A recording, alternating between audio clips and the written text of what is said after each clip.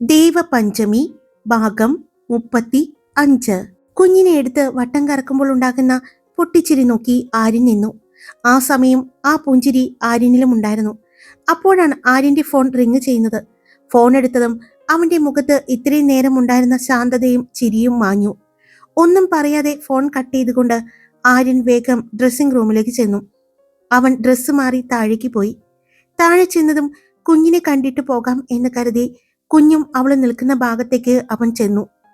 ഒരു പൂവ് പൊട്ടിക്കാതെ തന്നെ ചെടിയിൽ വെച്ച് കുഞ്ഞിനെ കാണിച്ചു കളിപ്പിക്കുന്ന അവളെ കണ്ടതും ആര്യൻ അവളുടെ അടുത്തേക്ക് ചെന്നു. കുഞ്ഞിനെ നോക്കി. ചെറിയൊരു ചിരിയോടെ തന്നെ കുഞ്ഞ് തന്നെ നോക്കിയിരിക്കുന്നത് കണ്ടതും അവൻ കുഞ്ഞിന്റെ തലയിൽ ഒന്ന് തലോടി, കവളിൽ ഒന്ന് പിടിച്ചു.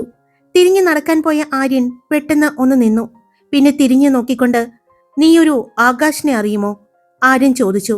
അവൾ അവന്റെ മുഖത്തേക്ക് നോക്കി. അറിയും. അവളുടെ മറുപടി കേട്ടതും ആര്യന്റെ മുഖം മാറി. എങ്ങനെ അറിയും? ആര്യൻ ചോദിച്ചു. എന്റെ അച്ഛന്റെ ഒരു ഫ്രണ്ടുണ്ട്, ആദിനാരായണൻ. അദ്ദേഹത്തിന്റെ മകനാണ് ആകാശ്. അവരുടെ വീട് എവിടെയാണ്? വീണ്ടും ആര്യൻ ചോദിച്ചു. കൂർഗിലാണ് വീട്. എന്റെ ബെസ്റ്റ് ഫ്രണ്ടായിരുന്നു. ഒരുമിച്ചായിരുന്നു ഞങ്ങൾ പഠിച്ചതെല്ലാം. +2 കഴിഞ്ഞപ്പോഴാണ് അവൻ ഇവിടെ നിന്നും കൂർഗിലേക്ക് പോയത്. പഞ്ചമി പറഞ്ഞു. നിങ്ങൾ തമ്മിൽ സംസാരിക്കാറുണ്ടോ? ഇപ്പോഴും കോണ്ടാക്റ്റ് ഉണ്ടോ? ആര്യൻ ചോദിച്ചു. ഇല്ല. അച്ഛൻ മരിച്ചതിന് ശേഷം ഒരിക്കൽ എന്നെ അമ്പാട്ട് തറവാട്ടിൽ വന്ന് കണ്ടു. അന്ന് എന്റെ അവസ്ഥ കണ്ട് കൂട്ടിക്കൊണ്ടു പോകാൻ നോക്കി. പക്ഷേ വല്യച്ഛനും ആന്റിമാരും ഒന്നും സമ്മതിച്ചില്ല. പിന്നെ ശ്രാവൺ ചേട്ടനും എല്ലാവരും വളരെ ദേഷ്യപ്പെട്ട് മോശമായിട്ടും സംസാരിച്ചു അവരോട്. അങ്കിളും ഒരുപാട് സങ്കടപ്പെട്ടാണ് പോയത്. ഇപ്പോ ഈ പറയുന്ന ആകാശ് എവിടെയാണെന്നറിയോ നിനക്ക്? അവൾ പറയുന്നത് കേട്ടുനിന്ന ആര്യൻ ചോദിച്ചു.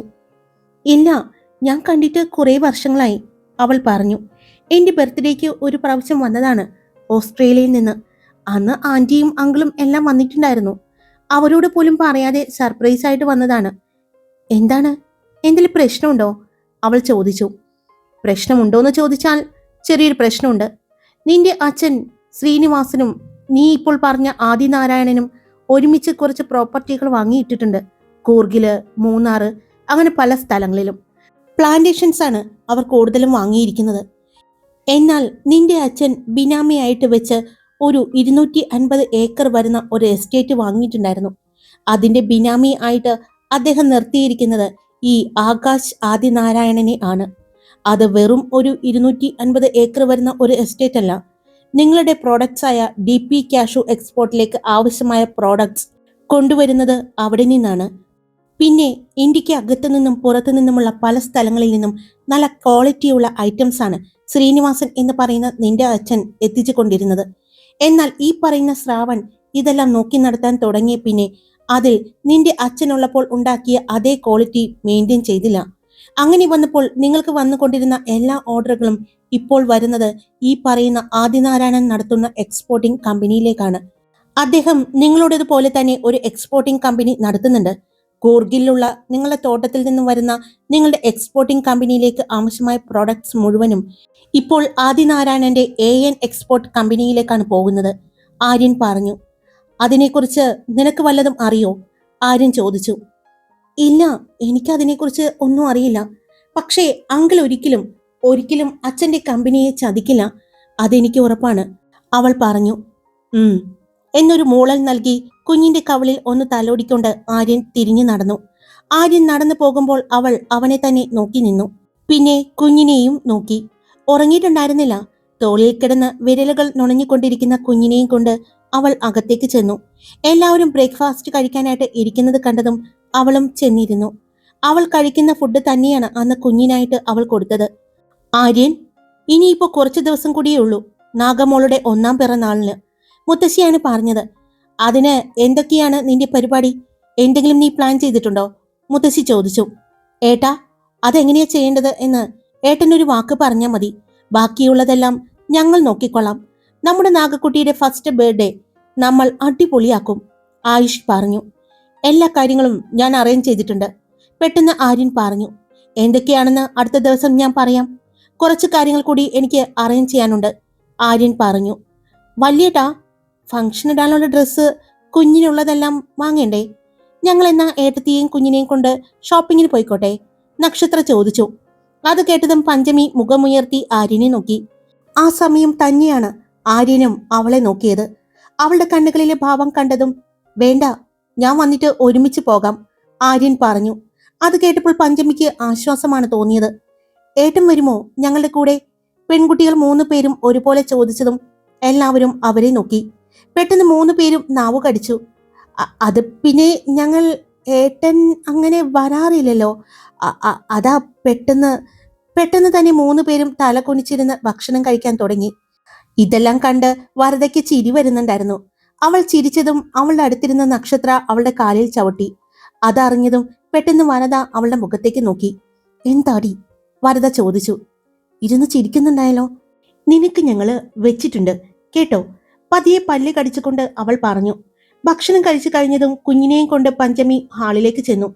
ആര്യൻ പോകുന്നതിന് മുമ്പ് കുഞ്ഞിനെ കണ്ടിട്ടേ പോകൂ എന്ന് അവൾക്ക് 2 ദിവസം കൊണ്ട് തന്നെ മനസ്സിലായിട്ടുണ്ടായിരുന്നു.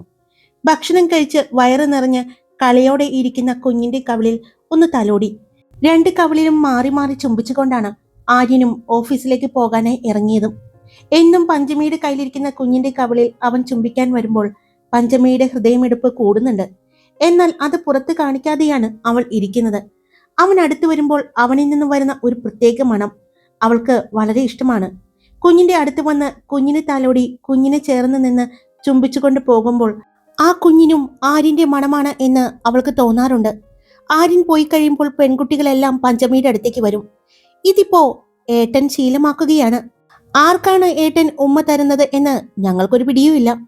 കുഞ്ഞിനാണോ കുഞ്ഞിന്റെ അമ്മയ്ക്കാണോ ഉമ്മ കൊടുക്കുന്നത്? നക്ഷത്ര ചോദിച്ചതും പഞ്ചമി അവളെ ഒന്ന് കൂർപ്പിച്ചു നോക്കി.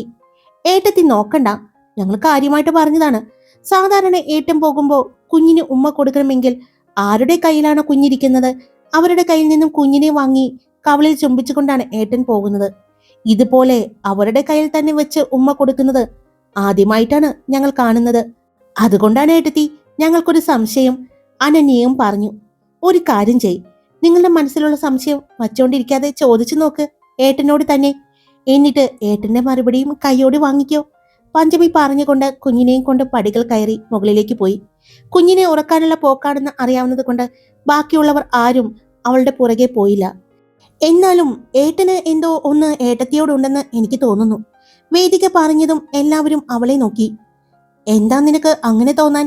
അനന്യ ചോദിച്ചു. അല്ലെങ്കിൽ നമ്മൾ ഷോപ്പിങ്ങിന് പോകാം എന്ന് പറഞ്ഞപ്പോ, അതും ഏട്ടത്തിയും കൊണ്ട് പോകാമെന്ന് പറഞ്ഞപ്പോ ഞാനും കൂടി വരാമെന്ന് എന്തിനായിരിക്കും ഏട്ടൻ പറഞ്ഞത്? അത് നീ എല്ലാം കൂടി അദ്ദേഹത്തെ മുടിപ്പിക്കും എന്ന് കരുതിയത് കൊണ്ടായിരിക്കും, വരദ പറഞ്ഞു. തമാശ പറഞ്ഞതാ? ഞങ്ങളുടെ ഏട്ടന്റെ ആസ്തി എത്രയാണെന്ന് അറിയോ? വേദിക ചോദിച്ചു. ഓ, എനിക്കറിയണ്ട, പക്ഷെ എന്റെ പഞ്ചമി അറിയണം, വരദ പറഞ്ഞു. പിന്നെ നമ്മൾ പോകുന്ന ഷോപ്പിംഗ് മാളിലെ ടെക്സ്റ്റൈൽ ഷോപ്പ് പുലിക്കാട്ടിൽക്കാരുടെയാണ്. നമുക്ക് എത്ര ഡ്രസ്സുകൾ വേണമെങ്കിലും അവിടെ നിന്ന് എടുക്കാം. വിലയും നോക്കണ്ട, അത് ഏട്ടൻ പറഞ്ഞിട്ടുണ്ട്. പക്ഷെ ബില്ല് ഏട്ടന്റെ പേരിൽ അടയ്ക്കണം എന്ന് മാത്രമേ ഏട്ടൻ പറഞ്ഞിട്ടുള്ളൂ. വെറുതെ കാശ് കൊടുക്കാതെ ഇറങ്ങി വരരുത് എന്ന് പറഞ്ഞു. അനന്യ പറഞ്ഞു. അതാ ഞാൻ പറഞ്ഞത്, നീയൊക്കെ കൂടി അദ്ദേഹത്തെ മുടിപ്പിക്കും. കാശ് നോക്കാതെ എടുത്തോ എന്നെങ്ങാനും പറഞ്ഞാ നീയൊന്നും പിന്നെ ആ കടയിൽ വിൽക്കാനായി ഒന്നും ബാക്കി വെക്കില്ല എന്ന് അറിയാവുന്നത് കൊണ്ടായിരിക്കും അങ്ങനെ പറഞ്ഞത്. ബില്ല് കൊടുക്കണമെന്ന് പറയുമ്പോൾ അത് കുറച്ചല്ലേ നിങ്ങൾ എടുക്കൂ എന്നായിരിക്കും അദ്ദേഹം ഉദ്ദേശിച്ചിട്ടുണ്ടാകുക, വരദ പറഞ്ഞു. അത് കേട്ട് 3 പേരും അവളെ ഒന്ന് കൂർപ്പിച്ചു നോക്കി. എന്നെ നോക്കണ്ട, ഞാൻ കാര്യം പറഞ്ഞതാ. ഈ ചേച്ചിനെ ബാംഗ്ലൂർക്ക് തന്നെ അയക്കുന്നതാ നല്ലത്. ഇവിടെ നിർത്തിക്കഴിഞ്ഞാ ശരിയാകില്ല. നമ്മുടെ ഏട്ടത്തിയെ പോലെ ഒരു പാവമൊന്നുമല്ല, ഇപ്പോഴല്ലേ മനസ്സിലാകുന്നത്, അനന്യ പറഞ്ഞു. അയ്യോ, ഞാനൊരു പാവല്ലേ? ഒന്നുമില്ലെങ്കിലും ഞാൻ നിങ്ങളുടെ ഏട്ടത്തിയാകാൻ പോകുന്ന ഒരാളല്ലേ, അപ്പോ എന്നോട് ഇങ്ങനെ പറയാവോ? അവൾ ചോദിച്ചു. ആ കാര്യം ഞങ്ങൾക്ക് വീണ്ടും ആലോചിക്കേണ്ടിയിരിക്കുന്നു, അവർ പറഞ്ഞതും. അങ്ങനെ പറയല്ലേ, ഞാൻ വെറുതെ തമാശ പറഞ്ഞതാ, വീണ്ടും വരദ പറഞ്ഞു. പിന്നെയും കുറച്ചു സമയം കൂടി അവരെല്ലാവരും അവിടെ ഇരുന്ന് സംസാരിച്ചു. അപ്പോഴേക്കും പഞ്ചമി കുഞ്ഞിനെ ഉറക്കി ബെഡിൽ കിടത്തി. കഴുകാനുള്ള തുണിയും മറ്റും വാഷ് ചെയ്തു. അപ്പോഴാണ് ഡോറിൽ മുട്ട് കേൾക്കുന്നത്. അവൾ ചെന്ന് നോക്കുമ്പോൾ അയൺ ചെയ്യാനുള്ള ഡ്രസ്സുകൾ കൊണ്ടുപോകാനായി വന്നിരിക്കുന്ന ഒരു സ്റ്റാഫായിരുന്നു. അവൾ അയൺ ചെയ്യാനുള്ള ഡ്രസ്സുകളെല്ലാം എടുത്തു കൊടുത്തു. വീണ്ടും കുഞ്ഞിന്റെ അടുത്തേക്ക് വന്നു. നല്ല ടെൻഷൻ ഉണ്ടായിരുന്നു അവൾക്ക്. ഇന്ന് ഓഫീസിൽ എന്തായിരിക്കും നടക്കാൻ പോകുന്നത് എന്നോർത്ത് നല്ല ടെൻഷനോടെ കുഞ്ഞിന്റെ അടുത്ത് തന്നെ ഇരുന്നു. ഓഫീസിലെ കാര്യങ്ങൾ അറിയാൻ ഒരു വഴിയും അവൾക്കുണ്ടായിരുന്നില്ല. ആര്യന്റെ ദേഷ്യത്തെയായിരുന്നു അവൾ പേടിച്ചത്. വീട്ടിൽ വെച്ചുണ്ടായിരുന്ന സംഭവങ്ങൾ ഓർത്തപ്പോൾ അവൾക്ക് ഓഫീസിലും അതിനേക്കാൾ വലുതായിരിക്കും സംഭവിക്കാൻ പോകുന്നത് എന്ന് അവൾക്കറിയാമായിരുന്നു. ഓഫീസ് വിട്ടുകൊടുക്കാൻ ശ്രാവണും നീരജും നീരവും ഒന്നും തയ്യാറാവില്ല എന്നും അവൾക്കറിയാം. ഇപ്പോഴാണെങ്കിൽ കൂട്ടത്തിൽ ബ്രഹ്മദത്തനും കൂടെയുണ്ട്. അതുകൊണ്ട് തന്നെ എന്തായാലും നല്ലൊരു വഴക്കുണ്ടാകും. അവൾക്ക് ഇരിക്കാനോ നിൽക്കാനോ പറ്റാത്ത ഒരവസ്ഥയിൽ അവൾ എഴുന്നേറ്റ് നടക്കും, വീണ്ടും ഇരിക്കും. കുഞ്ഞ് എഴുന്നേക്കാൻ പോകുന്നത് കാണുമ്പോൾ കുഞ്ഞിനെ എടുത്ത് മടിയിൽ വെച്ച് വീണ്ടും ഉറക്കും. ഇങ്ങനെ തന്നെ അവൾ സമയം തള്ളി നീക്കി. പെട്ടെന്നാണ് റൂമിന്റെ ഡോർ തുറക്കുന്ന ശബ്ദം കേട്ടത്. നോക്കിയപ്പോൾ റൂമിലേക്ക് വരുന്ന ആര്യനെ കണ്ടതും അവൾക്ക് ആശ്വാസം തോന്നി. അവൾ വേഗം ക്ലോക്കിലേക്ക് സമയം നോക്കി. 1:15. സമയം ഇത്രയായോ? ടെൻഷൻ അടിച്ചും കുഞ്ഞിന്റെ ഒപ്പം ഇരുന്നത് കൊണ്ടും സമയം പോയത് അറിഞ്ഞില്ല എന്ന് അവൾ ഓർത്തു. അതിന്റെ കൂടെ അവിടെ എന്തായി എന്നറിയാനുള്ള ഒരു ആകാംക്ഷയും അവൾക്കുണ്ടായിരുന്നു. പക്ഷെ എങ്ങനെയാണ് ചോദിക്കുക എന്ന് മാത്രം അവൾക്ക് അറിയില്ലായിരുന്നു. മോള് ഇതുവരെ എഴുന്നേറ്റില്ലേ? അവൻ ചോദിച്ചു. ഇല്ല, എഴുന്നേറ്റിട്ടില്ല. ഇതിപ്പോ ഉച്ചഭക്ഷണം ഒന്നും കഴിച്ചില്ലല്ലോ, എഴുന്നേൽപ്പിക്കായിരുന്നില്ലേ? ആര്യൻ ചോദിച്ചു. എഴുന്നേൽക്കാറായിട്ടുണ്ട്, അവൾ പറഞ്ഞു. അപ്പോഴാണ് ടേബിളിരിക്കുന്ന അവളുടെ ഫോൺ റിങ് ചെയ്തത്. ഫോൺ എടുത്ത് നോക്കിയതും അവൾ ആര്യന്റെ മുഖത്തേക്ക് നോക്കി. പിന്നെ ഫോൺ ചെവിയിലേക്ക് വെച്ചുകൊണ്ട്, എന്താ വരദാ? അവൾ ചോദിച്ചു. നിന്റെ കെട്ടിയോൻ അങ്ങോട്ട് വന്നിട്ടുണ്ട്, അത് പറയാൻ വേണ്ടി വിളിച്ചതാണ്. നിന്നെ റൂമിൽ നിന്നും പുറത്ത് കണ്ടില്ലല്ലോ, വരദ ചോദിച്ചു. ഇത് ചോദിക്കാനാണോ നീ എന്നെ ഫോണിൽ വിളിച്ചത്? നിനക്ക് ഇങ്ങോട്ട് പോന്നാ പോരായിരുന്നോ? പഞ്ചമി ചോദിച്ചു. എന്റെ പൊന്നു മോളെ, ഞാനില്ല. രാവണൻ കോട്ടയിലേക്ക്. അങ്ങോട്ട് ഞാൻ കയറി എന്നെങ്ങാനും നിന്റെ രാവണൻ അറിഞ്ഞ എന്നെ ഇവിടെ നിന്നും ബാംഗ്ലൂർക്ക് കെട്ടുകെട്ടിക്കും. അതുകൊണ്ട് ഞാൻ അടങ്ങി ഒതുങ്ങി ഇവിടെ ഇരുന്നോളാം. പിന്നെ അതുമാത്രമല്ല, ഈ പടികളെല്ലാം കയറി അവിടെ വരുമ്പോഴേക്കും ഇന്ന് വൈകുന്നേരമാകും. നീ കുഞ്ഞിനെയും കൊണ്ട് ഇങ്ങോട്ട് വരാൻ നോക്ക്, ഭക്ഷണം കഴിക്കണ്ടേ? അവൾ പറഞ്ഞു. നിങ്ങൾ കഴിച്ചോ? പഞ്ചമി ചോദിച്ചു. ഇല്ല, നീ വന്നിട്ട് കഴിക്കാൻ വേണ്ടി ഇരിക്കുകയാണ്. ബാക്കിയുള്ളവർ എല്ലാവരും കഴിച്ചു. വരദ പറഞ്ഞു. ഞാൻ വരാം, മോളെ എഴുന്നേൽക്കാറായിട്ടുണ്ട്, കുഞ്ഞിനെയും കൊണ്ട് വരാം. പഞ്ചമി, ഓഫീസിലെ കാര്യങ്ങൾ വല്ലതും അറിഞ്ഞോ? വരദ ചോദിച്ചു. എനിക്കും അറിയാഞ്ഞിട്ട് ഒരു സമാധാനവും ഇല്ല. എങ്ങനെ ചോദിക്കാം? ചോദിക്കാൻ പേടിയാകുന്നു, പഞ്ചമി പറഞ്ഞു. ധൈര്യമായിട്ട് ചോദിക്ക്. ഒന്നുമില്ലെങ്കിലും നിന്റെ ഭർത്താവിനോടല്ലേ നീ ചോദിക്കാൻ പോകുന്നത്. നീ ചോദിച്ചിട്ട് എന്താണെന്ന് വെച്ചാൽ ഞങ്ങളോടും കൂടി പറയും. ഞങ്ങൾ കാത്തിരിക്കുകയാണേ, വേഗം വരണം. വിശപ്പൊന്നും കാര്യമായിട്ടില്ല, ഇപ്പൊ ഒരു ജ്യൂസും കുറച്ച് ഫ്രൂട്ട്സും കഴിച്ചു, അതുകൊണ്ട് നിനക്ക് വേണ്ടി ഞങ്ങൾ കാത്തിരിക്കുന്നത് എന്ന് പറഞ്ഞ് ഒരുപാട് താമസിക്കാൻ നിൽക്കണ്ട, വേഗം വരണം, വരദ പറഞ്ഞു. ശരി, നീ വയ്ക്ക്, ഞാൻ ചോദിച്ചു നോക്കട്ടെ അച്ചുവേട്ടനോട്. പറയുമോ എന്നറിയില്ല, എന്തായാലും ചോദിച്ചു നോക്കാം. അറിഞ്ഞില്ലെങ്കിൽ എനിക്ക് സമാധാനം കിട്ടില്ല, പഞ്ചമി പറഞ്ഞു. നീ ധൈര്യമായിട്ട് ചോദിക്കുമോളെ, എന്തിനും ഞങ്ങളുണ്ട് നിന്റെ കൂടെ, വരദ പറഞ്ഞു. പഞ്ചമി ഫോൺ വെച്ചതും അവൾ തിരിഞ്ഞു നോക്കി. കുഞ്ഞിന്റെ അടുത്ത് തന്നെ കിടന്നുകൊണ്ട് അവളെ നോക്കി കിടക്കുന്ന ആര്യനെ കണ്ടതും അവളുടെ നെഞ്ചെടുപ്പ് കൂടി. അവനോട് ചോദിക്കാൻ വല്ലാത്തൊരു പേടിയോ ടെൻഷനോ എന്തൊക്കെയോ ആയിരുന്നു അവൾക്ക്. എന്നാലും കാര്യം അറിഞ്ഞേ പറ്റൂ എന്ന് തീരുമാനിച്ച് അവൾ ആര്യന്റെ അടുത്തേക്ക് ചെന്നു. ബെഡിന്റെ അറ്റത്തായി വന്ന് നിന്നുകൊണ്ട് അവൾ അവന്റെ മുഖത്തേക്ക് നോക്കി. അപ്പോഴേക്കും കുഞ്ഞ് കണ്ണു തുറന്ന് കിടക്കുന്ന ആര്യനെ നോക്കുന്നുണ്ട്. ആര്യൻ കൈകൾ കൊണ്ട് അവളുടെ കുഞ്ഞു കൈകൾ പിടിച്ച് കളിപ്പിക്കാൻ ശ്രമിക്കുന്നുണ്ട്. ഇടയ്ക്ക് പഞ്ചമിയെ നോക്കുന്നുണ്ട്. അവൾ കുറച്ചു നേരമായി അങ്ങനെ തന്നെ നിൽക്കുന്നത് കണ്ടതും, നിനക്ക് എന്നോട് എന്തെങ്കിലും ചോദിക്കാനുണ്ടോ? ആര്യൻ ചോദിച്ചു. അത് പിന്നെ ഇന്ന് ഓഫീസിൽ വെച്ച് എന്തായി എന്നറിയാൻ, അവൾ പതിയെ പറഞ്ഞു. അത് നിനക്ക് എന്നോട് ധൈര്യമായിട്ട് ചോദിക്കാൻ പാടില്ലേ? ഒന്നുമില്ലെങ്കിലും നിന്റെ സ്ഥാപനത്തിലേക്കാണ് ഞാൻ പോയത്, അപ്പോ അവിടുത്തെ കാര്യങ്ങൾ അറിയാനുള്ള അവകാശം നിനക്കുണ്ട്. അതുപോലും ചോദിക്കാൻ നീ എന്തിനാണ് ഭയപ്പെടുന്നത്? ആര്യൻ ചോദിച്ചു.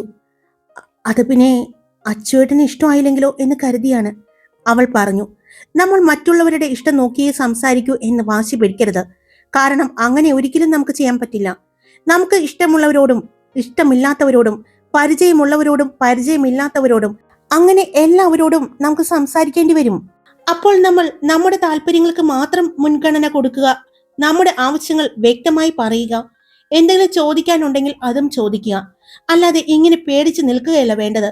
ഓഫീസിൽ കുറച്ച് പ്രശ്നങ്ങളൊക്കെ ഉണ്ടാക്കിയെങ്കിലും കാര്യങ്ങൾ സ്മൂത്തായിട്ട് കൈകാര്യം ചെയ്തിട്ടുണ്ട്. ഇപ്പോൾ അവിടെ എന്റെ സഹോദരങ്ങളാണ് കാര്യങ്ങൾ നോക്കുന്നത്.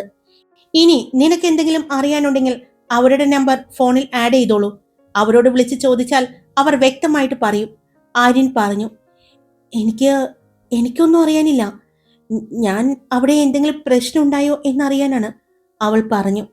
മ മ എന്ന് വിളിച്ച് കുഞ്ഞിപ്പെണ്ണ് അവളുടെ മുഖത്തേക്ക് നോക്കി കരയാൻ തുടങ്ങിയതും അവൾ വേഗം കുഞ്ഞിന്റെ അടുത്തേക്ക് വന്നു.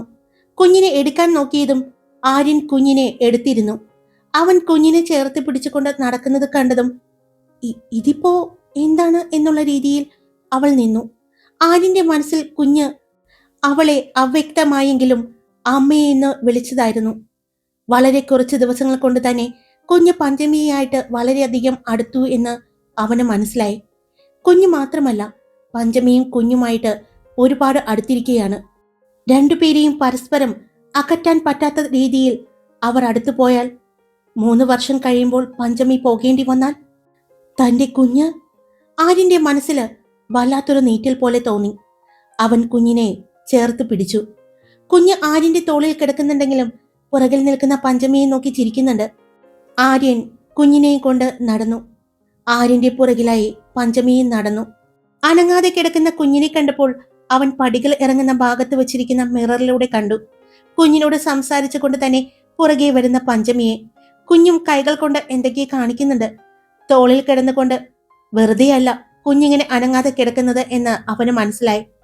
ഇതിപ്പോ 3 വർഷം കഴിയുമ്പോൾ രണ്ടുപേരും പിരിയേണ്ടി വരുമ്പോൾ എന്തായിരിക്കും?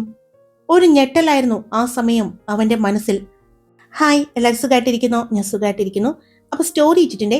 ഇഷ്ടപ്പെട്ട ലൈക്ക് ചെയ്യാനും നിങ്ങളുടെ അഭിപ്രായങ്ങൾ കമന്റ് ചെയ്യാനും സബ്സ്ക്രൈബ് ചെയ്യാതെ കേൾക്കുന്നവരുണ്ടെങ്കിൽ സബ്സ്ക്രൈബ് ചെയ്യാനും മറക്കല്ലേ. Love you all. It's me Karthika.